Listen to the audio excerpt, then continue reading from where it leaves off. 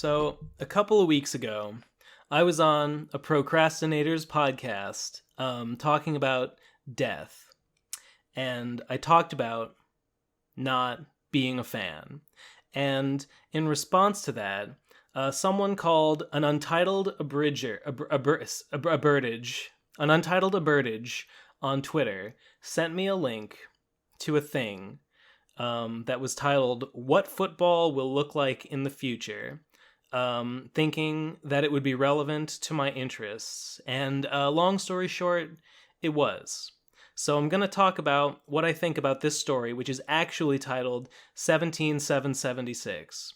And I'm going to dive right into it. I think that I'm going to go into spoilers. I don't think spoilers affect that much of the story because I think it becomes pretty clear what's going on relatively early. But I do think that the beginning, that the introduction to the story is easily its strongest part. And I think that that part at least deserves to be read unspoiled. So I would recommend that you go and read at least the first chapter before continuing this video. I'll put a link in the description. Go check it out. Come back here. And then, all right, here we go.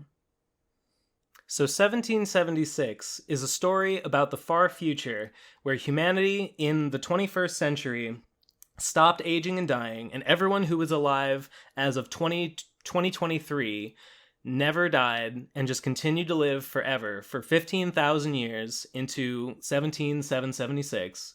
And humanity became so bored and had so little to do that the national or worldwide pastime, I'm not sure, in America at least, the general pastime is playing games of football, but football has mutated and become something beyond. It's become something hard to define, because the way that the football games are played in the future, they can basically have whatever rules you want. There can be as many balls. The balls can be defined in whatever ways you want. The playing field can be whatever you want. There can be as many players as you want. Games can take years or decades or centuries or millennia. And it's all just done for the sake of doing it, because everyone's just got all the time in the world and nothing important to do with it. And the story is told from the perspective of three sentient satellites. They were astronomical satellites released in the 21st century that have, in the time since then, accumulated enough residual data to become sentient. They've come to life. They communicate to each other through quantum magic, through the vast reaches of space, and they spend their time just watching humans down on Earth and observing all their bizarre fucking football games, because for them too, they've got all the time in the world and nothing important to do with it. So aside from the whole everyone living forever premise setup, what the story reminds me of the most is definitely Infinite Jest, in the way that it seems, in the way that it's preoccupied with sort of using sports as kind of a window into the human condition.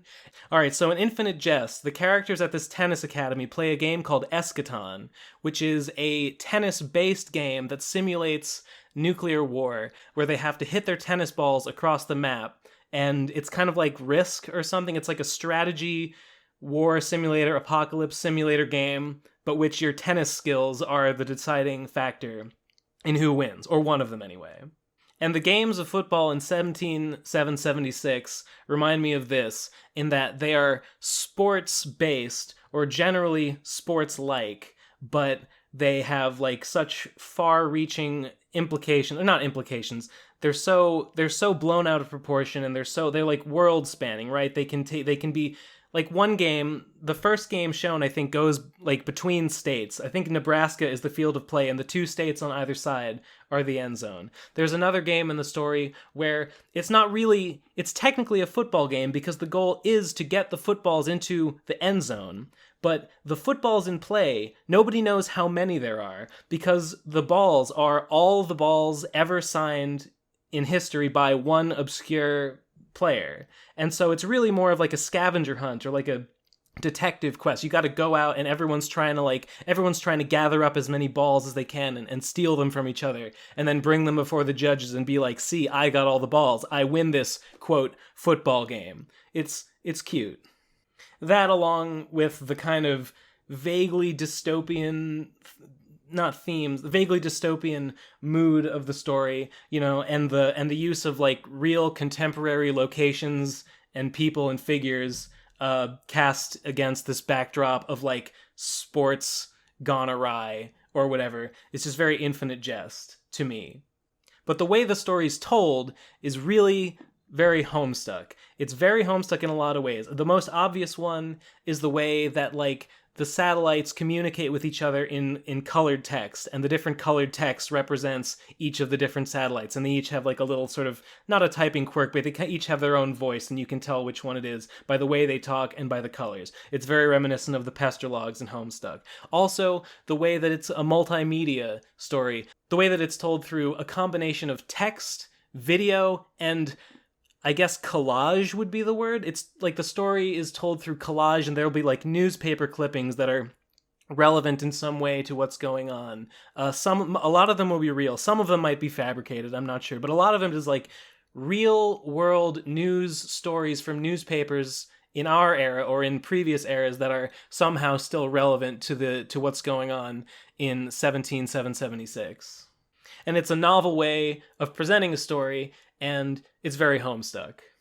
But it got me curious about the creator, who's a guy named John Bois, who is the creative director for a sports site called SB Nation. Now, this is very peculiar, and one of the things that stands out the most to me about 17776 is that it's posted on what I believe is a completely normal sporting vlogging news type of site, SB Nation. This is not like a fiction repository or a place where like creative writing flourishes, at least not as far as I can tell. This is almost like a joke, the way that it's posted with the title of what football will look like in the future, like it's like a real prediction. In fact, I'm not sure why I clicked on this in the first place, because I don't really care that much about football. Like, I know the general rules of football. I guess maybe I thought, because this link was sent specifically to me, I thought, well, I don't know, maybe it'd be interesting to see some predictions. Maybe the rules will change. I don't know. Games and rules and number theory and stuff can be kind of neat. But of course, that's not what I got. So the place this is posted is remarkable and curious. But it's exciting to me. It's exciting that someone can post what is basically a news story on a sports news site, but they can do it in this novel way that is not news at all, and it can get found by the larger internet and get popular and get fucking a fandom and get cosplay and fan art and stuff.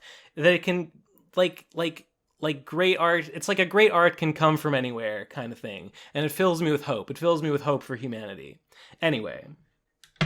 So I looked into this guy, John Bois, and I found his YouTube channel with his previous work, and it was interesting to see his style had, like, the style of storytelling, especially in the videos, that is present in 1776, is something that he's been doing for a long time, but in a completely different context. He's done these two series on YouTube channel, for his own channel and for SB Nation's channel. One is called Pretty Good, which is basically just him relating a story. Sometimes it's a sports-related story, but not always. But he'll show a story and tell a story from history through the use of maps and infographics, and he makes extensive use of Google Earth, and he'll just show footage of the camera whizzing over Google Earth, and he'll put like 3D words and text like over the landscape, and then he'll zoom the camera down under it, and like he'll just get these it's just a very interesting way of presenting information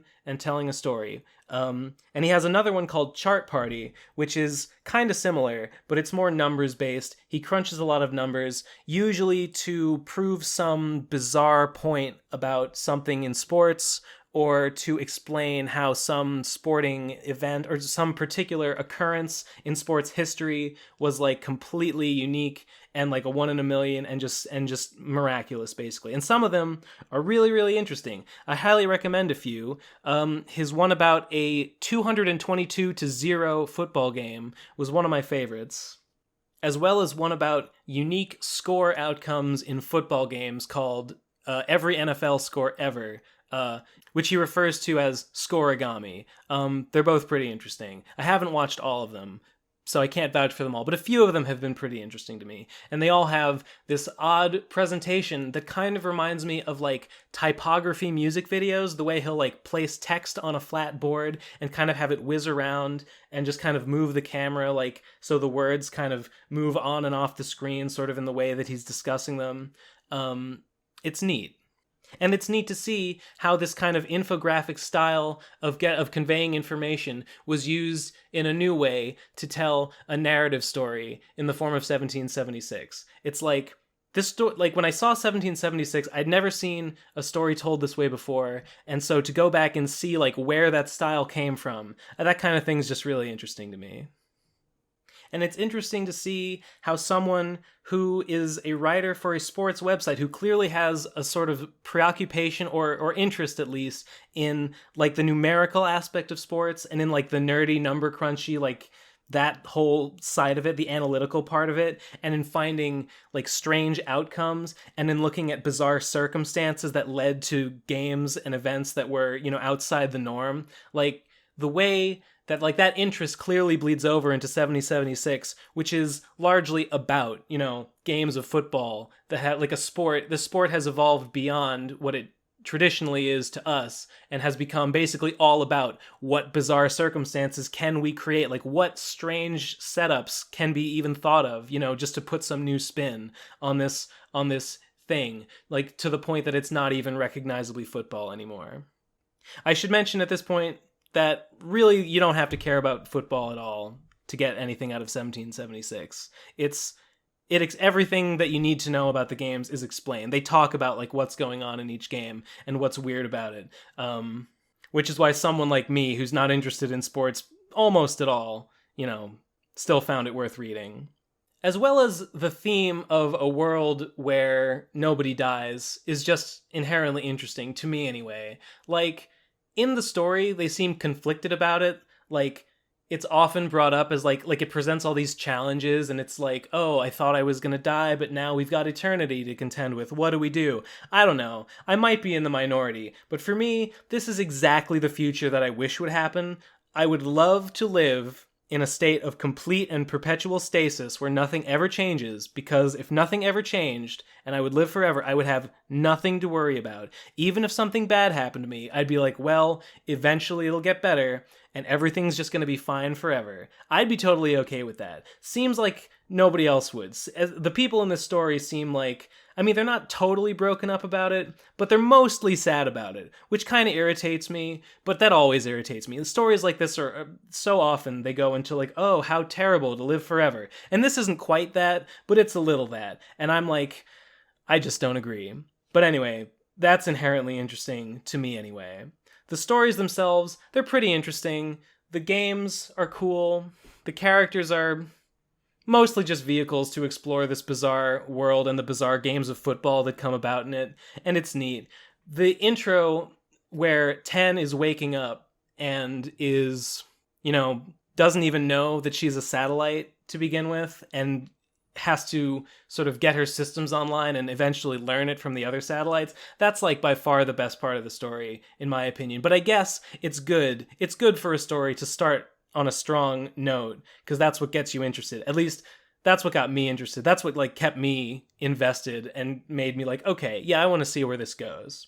Unfortunately, it doesn't really go anywhere, and I would say that it kind of just ends. It doesn't really end. Like, there is no ending. At the end, 10 goes to sleep, but she's just going to sleep and she's going to wake up in, you know, a while. And the cycle's just going to continue. But I guess that's kind of the point, that this is like a world in perpetual stasis and nothing's going to change. And that's cool. That's fine. Although it does kind of bug me that like the very last page of the story, Juice gives this long rant about like he just rapid fire answers questions about the lore of this world, which to me really reads like the author wrote the story, put it out there, saw that the audience was confused about some things, and then kind of thought up an excuse to just kind of answer these fan points of contention like as quickly and as incontrovertibly as possible. It felt a little lazy and a little fourth wall breaky to me in a place that I don't think it really had to be.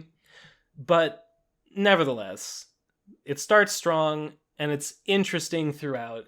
And just the visuals and the unique way the story is told, it's just so cool, man. It's just so cool to me when people do that, you know? Like, it's something new. It's something new, and it's a new it's a combination of elements that you've seen before, but John Boyce put them together in a new way that's never been seen before. And for me, that's like what art is all about. That's like what makes a good piece of art, is that you've put something together that holds my interest because it's not something I've ever seen before. And I think that's pretty fucking cool.